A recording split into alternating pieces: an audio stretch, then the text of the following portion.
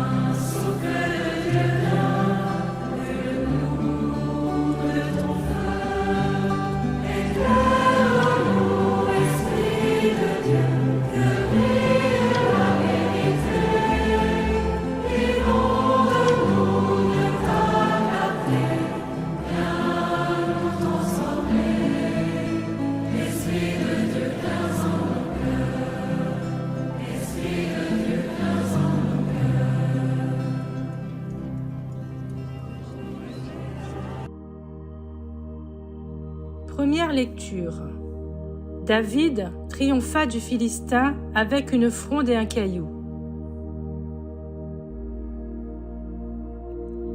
Lecture du premier livre de Samuel. En ces jours-là, le Philistin Goliath venait tous les jours défier l'armée d'Israël. David dit à Saül : « Que personne ne perde courage à cause de ce Philistin.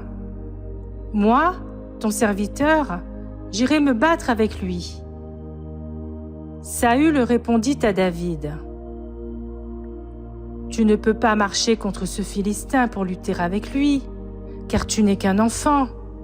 Et lui, c'est un homme de guerre depuis sa jeunesse. » David insista : « Le Seigneur, qui m'a délivré des griffes du lion et de l'ours, me délivrera des mains de ce Philistin. » Alors Saül lui dit : « Va, et que le Seigneur soit avec toi. » David prit en main son bâton et se choisit dans le torrent 5 cailloux bien lisses et les mit dans son sac de berger, dans une poche. Puis, la fronde à la main, il s'avança vers le Philistin. Le Philistin se mit en marche et, précédé de son porte-bouclier, approcha de David. Lorsqu'il le vit, il le regarda avec mépris, car c'était un jeune garçon. Il était roux et de belle apparence. Le Philistin lui dit : « Suis-je donc un chien pour que tu viennes contre moi avec un bâton ?» Puis il le maudit en invoquant ses dieux. Il dit à David : « Viens vers moi que je te donne en pâture aux oiseaux du ciel et aux bêtes sauvages. » David lui répondit : « Tu viens contre moi avec épée, lance et javelot, mais moi, je viens contre toi avec le nom du Seigneur des armées, le Dieu des troupes d'Israël que tu as défié. Aujourd'hui, le Seigneur va te livrer entre mes mains. Je vais t'abattre, te trancher la tête. Donnez aujourd'hui même les cadavres de l'armée philistine aux oiseaux du ciel et aux bêtes de la terre. Toute la terre saura qu'il y a un Dieu pour Israël.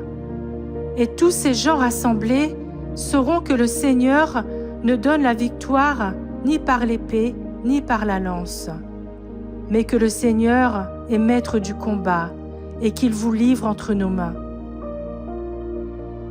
Goliath s'était dressé, s'était mis en marche et s'approchait à la rencontre de David. Celui-ci s'élança et courut vers les lignes des ennemis à la rencontre du Philistin. Il plongea la main dans son sac et en retira un caillou, qu'il lança avec sa fronde. Il atteignit le Philistin au front, le caillou s'y enfonça, et Goliath tomba face contre terre. Ainsi, David triompha du Philistin, avec une fronde et un caillou. Quand il frappa le Philistin et le mit à mort, il n'avait pas d'épée à la main. Mais David courut. Arrivé près du Philistin, il lui prit son épée, qu'il tira du fourreau, et le tua en lui coupant la tête. Quand les Philistins virent que leur héros était mort, ils prirent la fuite.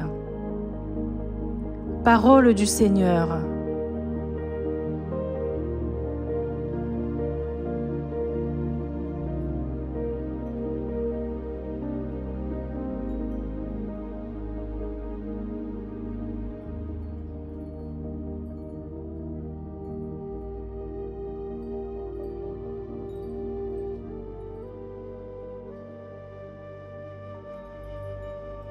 Les Israélites avaient un problème de taille.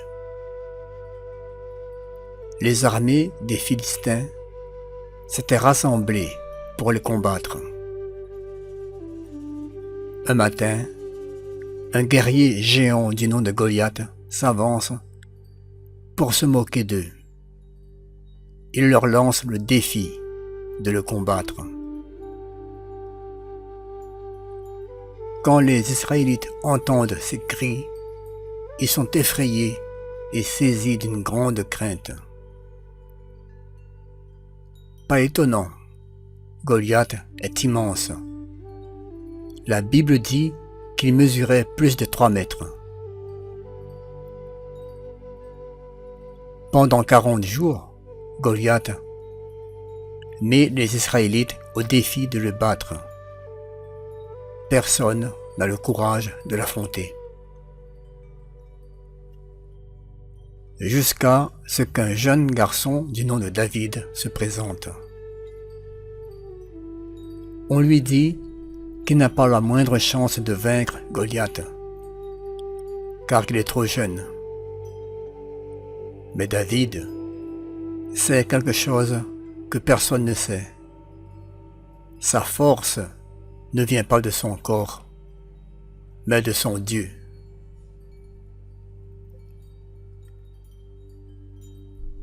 Tout au long de notre vie, nous affrontons nous aussi des Goliaths. Ceux-ci peuvent se présenter, se manifester sous la forme d'épreuves, de difficultés et de tentations. Voici 3 vérités que David connaissait et qui l'ont aidé à vaincre son Goliath. Elles peuvent aussi nous aider à vaincre les nôtres.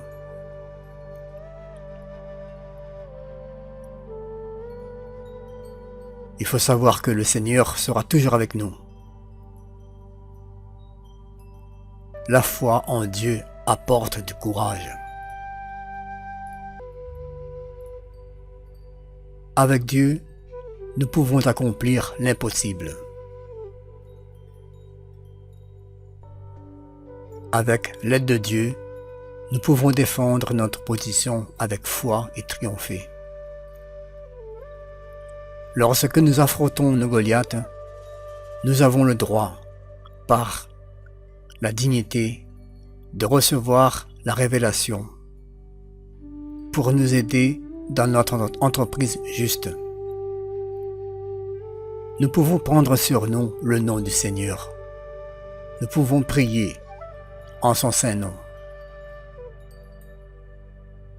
Notre accès à son aide par la prière est tout aussi réel que lorsque David lutta contre son Goliath.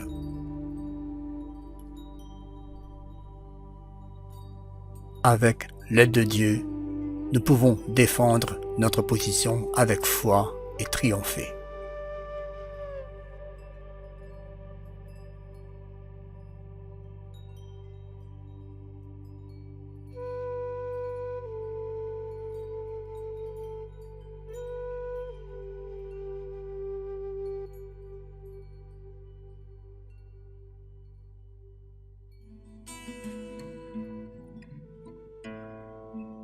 Béni soit le Seigneur, mon rocher. Béni soit le Seigneur, mon rocher. Béni soit le Seigneur, mon rocher. Il exerce mes mains pour le combat. Il m'entraîne à la bataille. Il est mon allié, ma forteresse, ma citadelle, celui qui me libère. Il est le bouclier qui m'abrite. Il me donne pouvoir sur mon peuple. Pour toi, je chanterai un chant nouveau.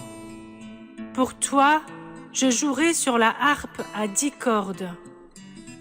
Pour toi, qui donne au roi la victoire et sauve de l'épée meurtrière David, ton serviteur. Béni soit le Seigneur, mon rocher. Béni soit le Seigneur, mon rocher. Mes chers amis, nous arrivons à la fin de la petite séquence. Merci pour votre écoute, merci de votre fidélité. Vous êtes tous formidables. Merci à Florence qui nous accorde un peu de son temps à chaque fois. Merci. Je vous souhaite de passer une très bonne journée. Que Dieu vous protège. Comme David, n'ayons pas peur. Soyons forts. Dieu est avec nous. N'ayons pas peur du temps qui passe. N'ayons pas peur du temps qui passe. N'ayons pas peur du temps qui vient. À chaque jour suffit sa grâce. N'ayons pas peur du lendemain. Tellement de choses nous dépassent, tellement de flou et d'incertain. Aurais-je encore un peu d'audace et même la force de faire face pour attendre encore le matin? N'ayons pas peur du temps qui passe. N'ayons pas peur du temps qui vient. À chaque jour suffit sa grâce. N'ayons pas peur du lendemain. Je ne sais pas ce qui m'arrive. Ma seule question, c'est pourquoi. À peine le goût de poursuivre, elle est trop loin, cette autre rive. Je vais abandonner, je crois. N'ayons pas peur du temps qui passe. N'ayons pas peur du temps qui vient. À chaque jour suffit sa grâce. N'ayons pas peur du lendemain. La vie est plus qu'une aventure,